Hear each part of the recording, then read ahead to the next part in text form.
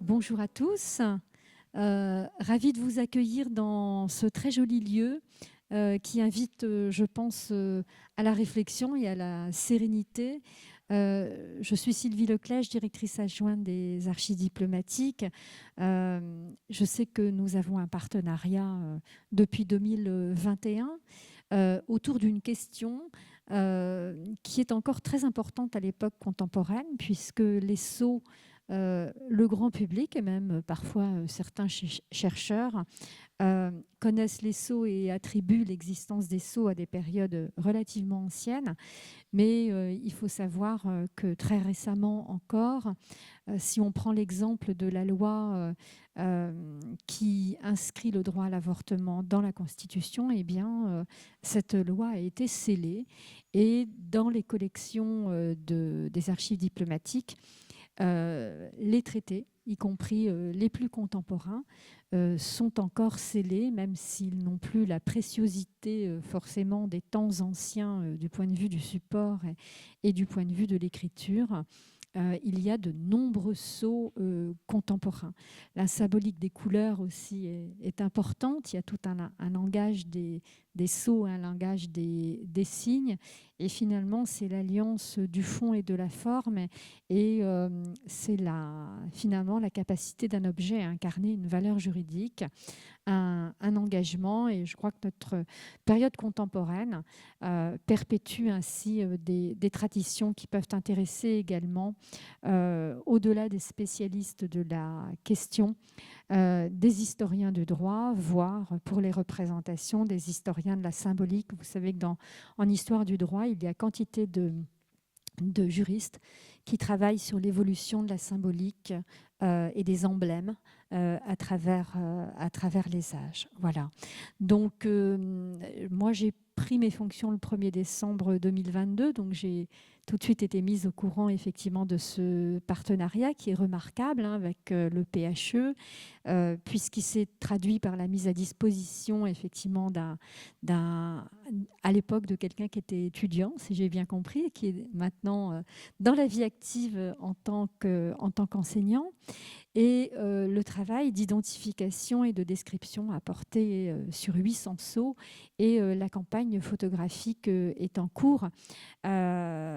Tout ceci est dans une base de données qui, comme toutes les bases de données, a vocation bien sûr à évoluer et à être divulguée auprès du plus grand nombre. Voilà, donc moi je me réjouis vraiment de ce travail avec vous. Pour la direction des archives diplomatiques, le partenariat avec les organismes de recherche revêt une importance particulière, car nous sommes un service très intégré à son ministère de naissance. Vous savez que nous sommes nés progressivement à partir de la fin du XVIe siècle avec la constitution professionnelle des premiers diplomates, des premiers agents du roi de France à l'étranger. Il a été délicat et ça a duré longtemps. En fait, la notion de papier d'État et de papier public n'était pas fortement ancrée dans la tradition de ce corps diplomatique naissant.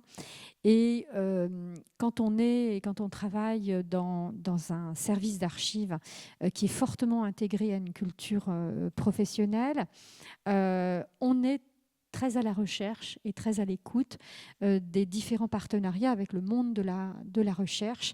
On est à la recherche de partenariats très différenciés, quelle que soit l'époque et quel que soit le sujet, pourvu qu'ils aient une relation avec les fonds et les collections que nous conservons, parce que cela fait connaître, vulgarise la science. Et pas plus tard qu'hier, nous avons lancé notre groupe d'experts, le groupement d'orientation scientifique des archives diplomatiques, auquel on est en train d'essayer de trouver un nom à partir d'un nom de personnalité qui puisse parler à tout le monde. Et c'était l'une des conclusions de ce groupe, qui était que cette matière d'archives diplomatiques se prête particulièrement bien. Il faut à des partenariats avec la recherche, et il faut absolument pour nous que nous puissions continuer non seulement à faire du travail de fond avec vous tous et à restituer le produit de la connaissance, qu'il s'agisse de bases de données expertes, qu'il s'agisse de publications, qu'il s'agisse de colloques, qu'il s'agisse d'expositions, voire d'ateliers pédagogiques, puisque très traditionnellement, dans le réseau des archives, les premières actions pédagogiques qui ont été faites, c'était autour des sceaux. Effectivement, nos collègues d'archives départementales et aux archives nationales également, qui est ici représenté par un collègue que j'ai bien connu il n'y a pas si longtemps, ont aussi développé une action pédagogique autour des sceaux. Voilà, je ne voulais pas être plus longue. Je vous passe la parole avec grand plaisir et je vous remercie encore d'avoir choisi les archives diplomatiques pour venir tenir cette séance. Merci beaucoup à vous de nous accueillir dans cette si belle salle et dans ces très beaux bâtiments. Bonjour à toutes et à tous. Alors je me présente, je suis Stéphane Péquignot, directeur d'études à l'École pratique des hautes études, sur une direction d'études, relations internationales et diplomatie, ce qui explique peut-être ma présence aujourd'hui, même si je travaille essentiellement sur des documents tardo-médiévaux ou de la première modernité. Comme Laurent Ablot, l'organisateur, le vrai organisateur de ce colloque, ça n'est pas moi, je suis membre d'une équipe d'accueil, l'équipe SAPRAT, Savoir et pratique de l'Antiquité du Moyen-Âge au XIXe siècle. Et je suis ici en quelque sorte en émissaire de notre directrice d'équipe, Brigitte Mondrin, qui ne pouvait pas se libérer aujourd'hui. Et donc, je vous transmets de sa part ses vœux très chaleureux pour la réussite de ce colloque et également les remerciements qu'elle a voulu donner aux archives diplomatiques non seulement pour l'accueil de ces journées, mais également pour le partenariat qui a été noué avec l'équipe Sigilla. Alors, je voudrais aussi remercier tous les collègues, archivistes, historiens, sigillographes, en sachant bien que ces catégories, heureusement, ne s'excluent pas, de participer à ces journées et de nous faire découvrir leurs travaux. Le thème même du colloque, sceller les traités, les relations diplomatiques et sigillaires du Moyen-Âge au XIXe siècle, il est au cœur des préoccupations de nombre de collègues à l'École pratique des hautes études. Ça, je tiens tout de même à le souligner. Vous le savez peut-être, l'école pratique est souvent surnommée l'école du document. L'école du document parce qu'on met le document ou les documents de toute nature, des documents écrits, des documents matériels, des documents iconographiques, au cœur de nos pratiques d'enseignement. Dans les séminaires, on travaille sur pièce originale, lorsque cela est possible. Et cela se ressent aussi dans la manière d'écrire l'histoire d'un très grand nombre d'historiens de l'école pratique, qui mettent vraiment ces documents au cœur de leurs analyses. Et cela se traduit aussi de manière récente par un investissement considérable dans les bases de données. Alors, Sigilla en est un exemple, mais par exemple dans l'équipe Saprat, il en existe d'autres sur les armoriaux médiévaux, pour rester dans les travaux qui sont dirigés par Laurent Ablot, mais également sur les inscriptions en hébreu dans des fragments de manuscrits, ou dans des bases de données qui concernent également les manuscrits médicaux à l'époque médiévale et à l'époque moderne. Donc ça a du sens, si vous voulez, pour nous aussi scientifiquement d'être présent ici. Le colloque s'inscrit aussi dans le cadre du programme de collecte des sceaux pour la base de données Sigilla, qui est conduit à l'échelle nationale par Laurent Ablot. C'est une expérience tout à fait remarquable, je le dis d'autant plus volontiers que je n'y ai pas participé, c'est en tant qu'utilisateur, qu'usager, et également parce que c'est une expérience de travail collectif qui permet d'intégrer et de former régulièrement des étudiants, notamment des étudiants de master pour lesquels parfois on cherche des stages qui soient véritablement utiles. On y arrive parfois, souvent on échoue, mais avec Sigilla, on est sûr que cela fonctionne véritablement. Et donc, moi, ce que j'en retiendrai comme historien et comme usager pour le moment, c'est d'abord cette accessibilité extraordinaire, sous format numérique de documents très précieux qu'on ne peut pas très souvent consulter dans les archives, notamment dans les archives départementales, parce qu'il faut préserver ces pièces et ne pas les livrer à la consultation de manière excessive. Le fait que cela permet aussi de constituer des corpus utiles pour d'autres recherches qui ne sont pas nécessairement ciblées exclusivement sur des questions sigillaires et sigillographiques. Et puis aussi ce caractère interdisciplinaire qui apparaît bien sur le site, que l'on voit dans les notices qui sont mises à disposition et que l'on voit aussi, je crois, très nettement dans le programme qui a été établi pour ces 2 journées autour du scellement des traités, avec des résultats d'ores et déjà très impressionnants. J'ai ouvert le site ce matin pour voir la dernière mise à jour. Il y a plus de 50 000 empreintes et de 40 000 actes qui ont été référencés. J'imagine qu'on y reviendra tout à l'heure bien plus en détail lorsque les responsables du programme le présenteront, mais voilà, ces chiffres sont quand même très parlants. Et pour ce qui concerne le partenariat avec les archives diplomatiques, eh bien, je voudrais quand même souligner l'engagement de l'école, l'engagement de notre équipe aussi, qui a permis de financer un contrat pour l'un de nos étudiants qui est présent ici, qui n'est plus un de nos étudiants, puisqu'il enseigne maintenant dans le secondaire, Damien Brzitarski, et qui avait travaillé au versement de ces quelques 800 pièces, 800 photographies, sur la base de données Sigilla. Voilà, donc c'est l'exemple d'une collaboration réussie, et on espère qu'évidemment ça ne sera pas la seule et que ça se prolongera ensuite. Alors, partie du programme Sigilla, ce colloque sur les sceaux des traités rejoint aussi un autre centre d'intérêt. Rassurez-vous, je ne vais pas être très long, mais je ne peux pas m'empêcher de parler quand même un petit peu de ce que je connais un petit peu plus. Ça rejoint aussi un autre centre d'intérêt de plusieurs chercheurs de notre équipe, à savoir la diplomatie, parce qu'à l'EPHE, on étudie la diplomatie aussi bien pour le haut Moyen-Âge, par exemple avec Laurent Morel qui travaille sur des traités chirographes, des traités du XIXe siècle avec Yves Brulet, des accords qui sont passés entre des cités grecques, je pense aux travaux de Denis Rousset qui a publié plusieurs ouvrages sur le sujet, ou bien des documents diplomatiques byzantins avec la chaire de Constantin Zuckerman. Et j'oublie un grand nombre de collègues. Alors, du point de vue des études sur la diplomatie, et notamment de l'Occident médiéval et de la première modernité que je connais un peu moins mal, notre rencontre me paraît se situer à un moment historiographique assez particulier sur lequel il n'est peut-être pas totalement inutile de dire quelques mots.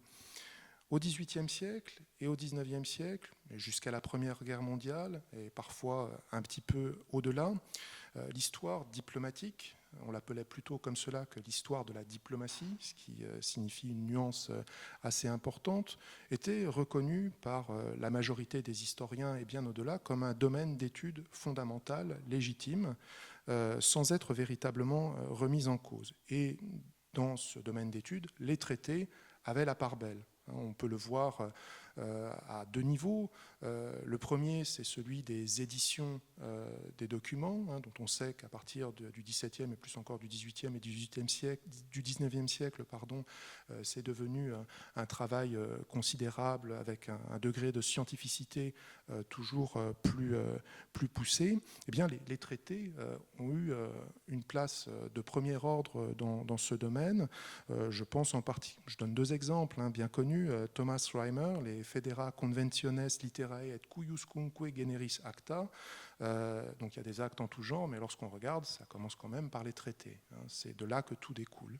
Et puis, autre exemple, plus contemporain, probablement avec des documents qui sont conservés dans ces mêmes archives, Louis de Masse-Latry, avec un titre du XIXe siècle, mais aussi long que ceux du XVIIe, Traité de paix et de commerce et documents divers concernant les relations des chrétiens avec les Arabes de l'Afrique septentrionale au Moyen-Âge, recueilli par l'ordre de l'empereur et publié avec une introduction historique en 1865. Donc des traités qu'on édite et des traités auxquels on fait la part belle également dans les études d'histoire. Généralement, pour y voir l'aboutissement d'une phase de guerre, un moment de bascule qui, c'est une ligne de partage des eaux finalement entre un temps d'avant-traité qui est celui de la guerre et un temps de la paix qui suit, ou bien une ligne, un moment de transformation dans les rapports entre les puissances ou dans les relations géopolitiques. C'est en général de cette manière-là qu'on évoque, qu'on analyse les traités dans les ouvrages d'histoire diplomatique du 19e et du début du 20e siècle, en particulier en France. Il y a un deuxième moment, à partir des années 30 et pour la France jusqu'aux années 1980, où les traités, avec le reste de l'histoire diplomatique, ont subi des critiques extrêmement fortes de la part de divers historiens, et notamment de l'école des Annales, parce qu'on a, je ne reviens pas en détail sur cette évolution historiographique, mais on a beaucoup critiqué une façon de faire l'histoire refermée sur elle-même, une histoire diplomatique en soi qui n'était pas suffisamment ouverte à l'histoire des sociétés considérées dans leur ensemble, ni même à l'histoire politique entendue au sens large. Et donc les traités, pendant cette période-là, comme l'étude de la diplomatie de manière plus générale, ont en quelque sorte été relégués à l'antichambre du travail légitime des historiens. Et nous trouvons dans un troisième temps, qui a commencé bon an, mal an, dans les années 1980 et surtout 1990, d'abord avec des études menées par des historiens de l'époque moderne, puis dans un deuxième temps, et puis à des rythmes divers aussi, selon les différents pays. La France est plutôt en retard par rapport à d'autres, notamment pour le Moyen-Âge à cet égard. Le Moyen-Âge venant donc après le renouvellement dans le domaine de l'histoire moderne. Et depuis donc une génération, il y a de très nombreuses nouvelles perspectives qui ont été ouvertes dans ce domaine, aussi bien pour l'étude des acteurs de la diplomatie, les ambassadeurs et les autres, qu'on avait totalement oubliés dans les travaux du XIXe siècle, les modalités de la négociation et de l'échange, ce qui veut dire que concrètement, on ne reconstitue plus une négociation comme le faisait Eugène Després, par exemple, dans les années 1930, pour simplement y voir le cheminement aboutissant à l'accord, mais on s'intéresse d'un point de vue anthropologique aux façons dont négocient les hommes, dont ils utilisent les documents, dont ils constituent également des accords. Mais curieusement, et c'est sans doute parce qu'ils étaient une forme de symbole de cette histoire diplomatique à l'ancienne, les traités n'ont pas bénéficié dans un premier temps de ce renouvellement de l'historiographie pour les époques médiévales et modernes. L'attention des historiens s'est d'abord portée sur d'autres types de documents, sur d'autres moments aussi, donc plutôt sur les négociations, plutôt sur les correspondances, plutôt sur les comptabilités, également sur les sources narratives ou sur les sources à caractère prescriptif, qui ont été plus mises en valeur et qui avaient été largement négligées dans l'historiographie ancienne. Et donc c'est seulement dans un deuxième temps, si vous voulez, de ce renouvellement récent de l'historiographie, que les traités ont commencé à être envisagés sous un nouveau jour, avec de nouveaux questionnaires. J'en veux pour preuve, parmi d'autres, le thème qui a été retenu pour le Congrès international de diplomatique de 2018, qui s'est tenu à Leipzig, qui n'a pas encore été publié, et qui avait pour titre « Les sources pour l'histoire des relations internationales », avec des guillemets, entre les centres politiques d'Europe et de Méditerranée, entre 800 et 1600, et c'est le sous-titre qui importe, lettres, chartes, traité. On a fini par y arriver. Vous voyez, c'est le dernier terme de la proposition. Et donc, dans ce cadre, dans ce congrès, mais également dans d'autres publications récentes qui, elles, ont vu le jour, eh bien, les historiens s'intéressent, dans le cadre d'une diplomatique renouvelée, bien souvent, à la façon dont les traités sont qualifiés. Parce qu'il faut savoir que le terme de traité que nous employons aujourd'hui, il est assez souvent anachronique pour des documents du Moyen-Âge. Beaucoup d'autres termes peuvent être employés. Il s'intéresse beaucoup aux conditions, aux acteurs et aux étapes de leur réalisation, à leur variété, Parce que lorsqu'on évoque le traité, on pense toujours à une pièce unique, mais c'est rare en réalité. Bien souvent, un traité, c'est un ensemble de documents que les historiens ou d'autres, par commodité de langage, qualifient de traités. Parfois, d'ailleurs, on les met au pluriel, lorsqu'on a pris conscience de la diversité des pièces. Et puis, on s'intéresse de plus en plus aussi à leur conservation, à leur copie, aux modalités de leur promulgation. Le traité n'est plus envisagé seulement au moment de l'accord passé entre des souverains, mais finalement devient un objet presque transactionnel qui est construit au terme de processus qui impliquent de très nombreux acteurs et dont la vie ne s'arrête pas au moment de sa promulgation.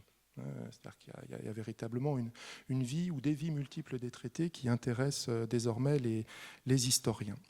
Et donc, finalement, en venir à les analyser également au prisme de la sigillographie et des sceaux, eh bien ça s'inscrit dans le prolongement, me semble-t-il, de ce renouvellement des approches des traités qui accordent une place beaucoup plus importante qu'auparavant à la dimension matérielle et à la dimension iconographique. Si vous lisez les historiens de la diplomatie du XIXe siècle, vous aurez très peu de choses sur les sceaux ou sur les promulgations des traités. C'est le fruit de ce renouvellement historiographique.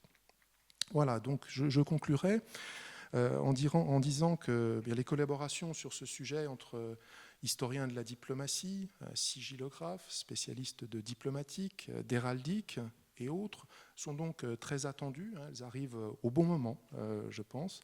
Et j'espère pour nous tous que cela donnera lieu à de belles présentations, ça j'en suis sûr, mais également à de très riches discussions. Voilà, et je remercie encore une fois le Centre des archives diplomatiques de nous accueillir en espérant que nous continuerons à collaborer sur d'autres projets.